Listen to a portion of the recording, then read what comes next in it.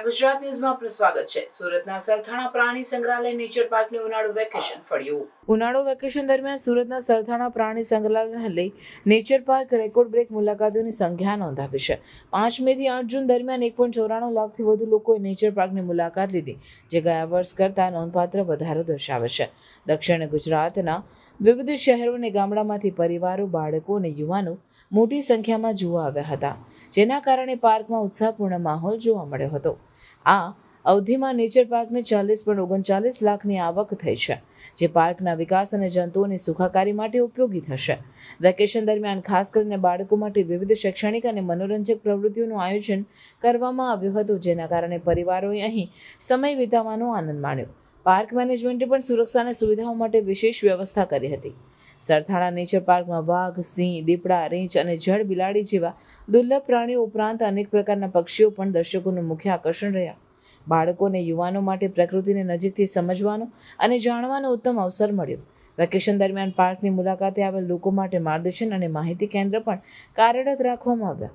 આ વર્ષે સરથાણા નેચર પાર્કે ગયા વર્ષની સરખામણીએ વધુ મુલાકાતીઓ આકર્ષ્યા છે, જેના કારણે સુરત શહેરના પર્યટન ક્ષેત્રે પણ વધારો થયો છે। પાર્કના અધિકારીઓએ જણાવ્યું કે આવનાર સમયમાં વધુ નવીનતા અને સુવિધાઓ ઉમેરવા પર ધ્યાન આપવામાં આવશે, જેથી પ્રવાસીઓ માટે અનુભવ વધુ યાદગાર બની રહે। હું doctor Rajesh Patel, incharge zoo superintendent, Sarthana nature park, Surat મહાનગરપાલિકા।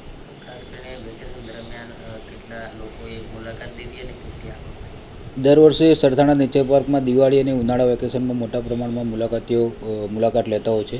આ વર્ષે આપણે 5/5/2025થી 8/6/2025 સુધીના સમયગાળા વેકેશનના સમયગાળા દરમિયાન સરથાણા નેચર પાર્ક ખાતે કુલ 1,49,000 જેટલા મુલાકાતીઓએ મુલાકાત લીધેલી હતી અને તેઓની પ્રવેશની ટિકિટ આવક પેટે 40,40,000 રૂપિયા જેટલી આવક થયેલી છે, જે ગયા વર્ષે આ જ વેકેશન પીરિયડના સમયગાળા દરમિયાન 1,40,000 જેટલા વિઝિટરે મુલાકાત લીધેલી હતી અને 38,33,000 જેટલા પ્રવેશ ટિકિટની આવક થઈ હતી, જે ગત વર્ષ કરતાં આ વર્ષે 9,000 જેવા મુલાકાતીઓએ વધુ મુલાકાત લીધેલી છે અને તેઓની પ્રવેશ ટિકિટ આવક કે ગત વર્ષ કરતાં 2 લાખ રૂપિયા જેટલી મહાનગરપાલિકાની વધારે આવક થયેલી છે।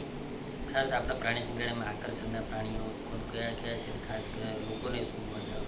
જનરલી જે મુલાકાતીઓ હોય છે એ લોકોને કેનાઇન ફેલાઇનનું સેક્શન વધારે એટ્રેક્શન હોય છે, જેમ કે વાઘ, સિંહ, દીપડા, રીંછ અને હિપ્પો જે વધારે આકર્ષણનું જગ્યા હોય છે ને ત્યાં તે લોકોના કેદ સામે મોટા પ્રમાણમાં મુલાકાતીઓ જોવા મળતા હોય છે।